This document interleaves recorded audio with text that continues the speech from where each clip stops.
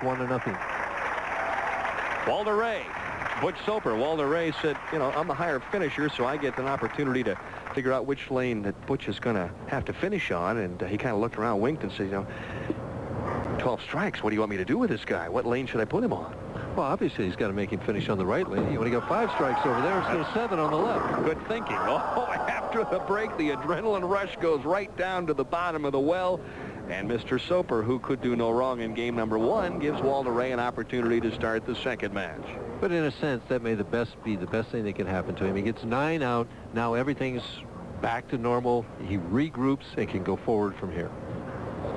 Mike, in your illustrious career, what was the closest opportunity you ever had to 300 on national television? I had the first 9 once at Grand Prairie.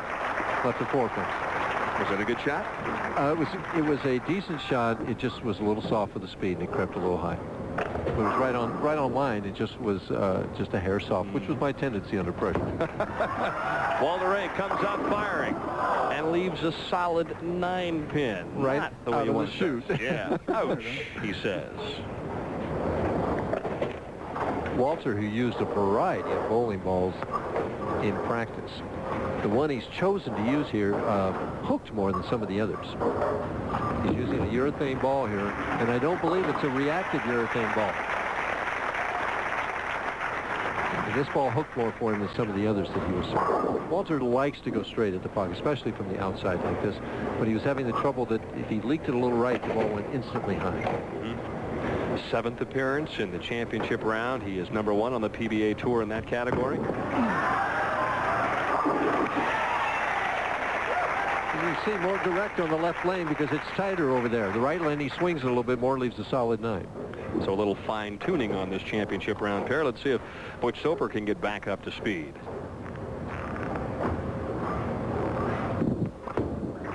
That one looked like it came off his hand a little bit early, but a nice result. Well, he's got that little spin shot anyway, Dan. I mean, and shots like that, when it's dry right like that, Butch's ball doesn't overreact. He's one of the few players that his ball won't overreact.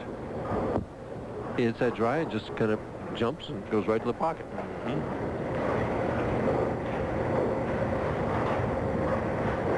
See if he makes an adjustment over here going high in the first frame.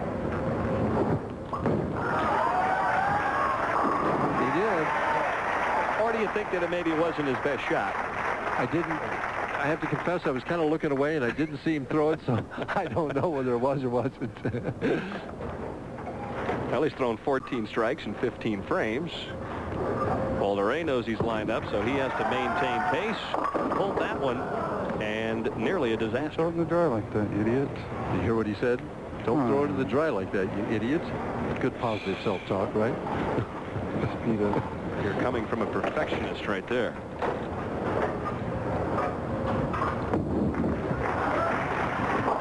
It is amazing under pressure, the things that we say to ourselves that we would never let somebody else say to us.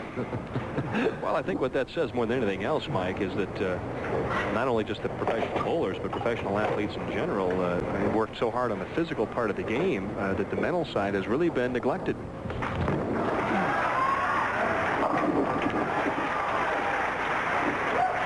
Walter Ray's fiancée, Paige Pennington, who is celebrating a birthday today. A wry smile there with the strike on the left-hand lane. Let me get this straight. Are you telling me that if Walter Ray's mental was better, that he would do even better than he's doing? Just in terms of the self-talk side of things, being a lot more positive in terms of allowing yourself to go out there and do the things that you have to do to be successful.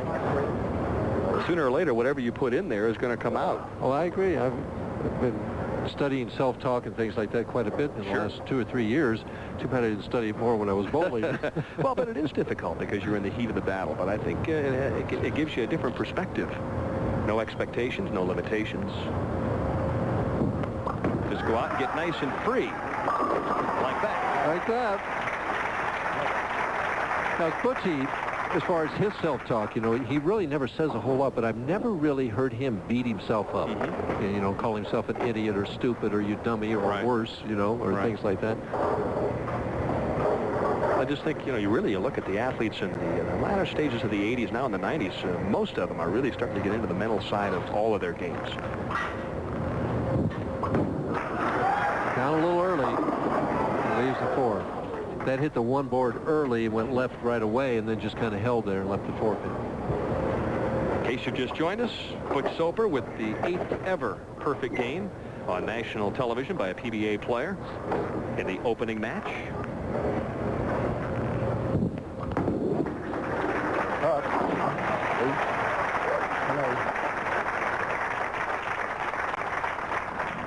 There's the first shot. Butch going just a hair high, and the 2-pin goes right around the 4. Similar shot like that in the 11th frame that he got the 4-pin. Boy, that shot was really amped up there, Mike. That was a very aggressive shot by Walter Ray. Well, it was that pep talk that he had a couple frames ago. Perhaps. And really, everybody has a different way of motivating themselves as well. Yep. Yes, everybody has a different personality. You have to figure out what works for you. He got the whip out, and it worked. I think the taskmaster came out there. All right, let's get focused up here and throw some strikes. Now in his good lane. Boy, tremendous extension through that shot. I think he saved that shot, Mike. Well, he always seems to do that, Dan. I mean, the accuracy that he has from horseshoes carries over as we see a replay of this light hit. All right, big strike for Walter Ray. Back into the middle of the match. We'll be back with a conclusion right after this. Back to the Reno lanes located at the Hilton Hotel here in Reno, Nevada. Butch Soper down by 13. He led from wire to wire in game number 1 against Bob Benoit when he shot 300, and he's bounced back nicely here, Mike, in match number 2. Hasn't missed the right lane yet, Dan. He's had every one just like that. But he needs a strike right now to get himself still in touch with Walter Ray. Walter Ray working on a 3-bagger. Butch now in the 7th frame. Doesn't want to lose touch. He's down by 13. A strike cuts it to 3 and keeps him right there in the match.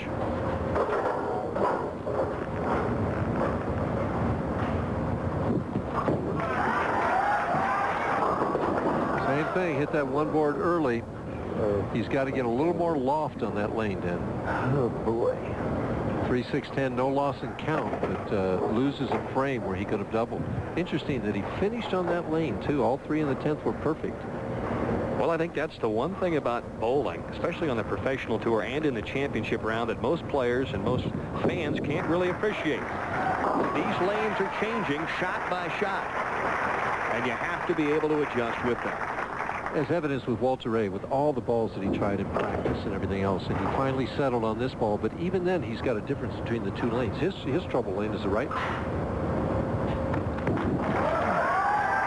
a lot of hand in that one. Rip the 6 around the 10, and that was plenty good. Yep. Can't throw it much better, but only get 9. Switches balls now, going with something straighter at the 10-pin. Seems like everybody on the telecast today starts at the back of the approach now. Utilizing the entire runway. Walter Ray, again at the back of the approach, ball held waist high, pushes it out in perfect time right here. Head and shoulders go a little bit forward, and you see here the angle there in the long drive, and look at that long arm go through in the extension. To live action, a strike as Walter Ray makes him disappear. Norm Duke, the tour's leading money winner, was forced to withdraw this week because of pain caused by that ruptured nerve in his right push-away foot. Norm is going to have some surgery on the foot this coming Friday to repair that nerve, and he is not expected to be back into action for at least 6 weeks, maybe as many as 10 weeks, Mike. So the tour's leading money winner, the player that's already won 4 times this year, is going to have to back off just a little bit. We wish him the best of luck with the surgery and a very speedy recovery. And that's just such a tough break. I mean, he's having such an outstanding year this year, made well over $220,000 already. You know, he could have made maybe $300,000. Who knows? And maybe set the brand new all-time record. And with 4 victories, certainly had an opportunity to chase Mark Roth's record. Had an opportunity to do a lot of things that are going to be greatly curtailed now because of this injury. And it's interesting, I think, we think of injuries in football, basketball, and even baseball, you know, that there's a lot of injuries. You don't think of injuries affecting it in bowling, but it happens. Good, close, tight match here. Soper, as you see, down by 14. Needs a strike here in the night. Again. Oh, and hell pocket. Wow. I thought that was going to run high. and it just kind of settled back. Now, was that a foul line hand adjustment? No, I really don't think it was. I think he kind of just, if it was, it kind of just fell off his hand. Right. There was no lift to that. Yeah, it looked like he took something off it. Just fudged it a little bit. This man's never heard the word fudge.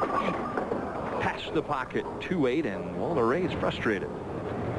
Well, that keeps Butch Soper in the match. It gives him, in fact, Butch has an excellent chance. But Walter has to make a difficult spare in the 2-8. Come on. Doesn't lose count because he was on a strike.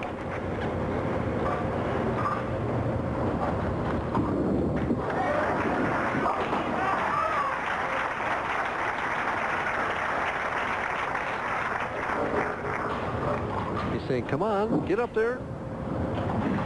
Oh, no. Walter Ray last year voted as the best spare shooter on the tour, and he had no problem with that 2-8. Threw it straight at it. Amazing. He's got to hit that ball, that pin head on. Had no problem. All right, beautiful shot in the left-hand lane. Well, 1 more and 7, and it's history then. And Walter is just so supremely confident when he steps up in these situations. There's just no doubt in his mind that he's going to throw the ball well and throw it in the 1-3. How quickly it could change. Butch Soper going from 300 and an extra 10,000 to extinction here in one game.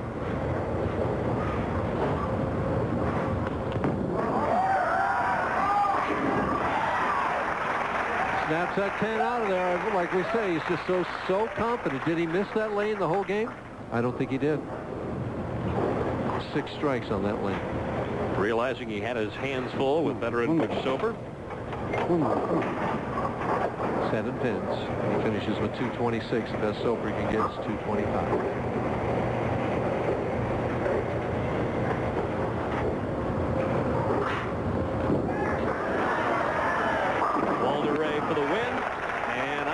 Butch thought there was any chance in the world that he wouldn't get 7 or less. I don't think anybody in America thought that there was any chance he would get less than 7. So Butch Soper, who gave Mom a big evening with a perfect game in match number 1, will have to settle for a 4th place finish, which is where he qualified. But he'll take a check worth $10,000 and a little bit of a PBA legacy along with him, Mike, with that perfect game. I'll tell you, there's only a few people that have done what he did to bowl 300 on national television. And it's been a goal of a lot of players. You know, you remember forever for doing that. Now the key question is Butch going to head back out to the truck and go to work here for the semifinal game? I think no, he's given that job up to Phil Ringeter for the evening.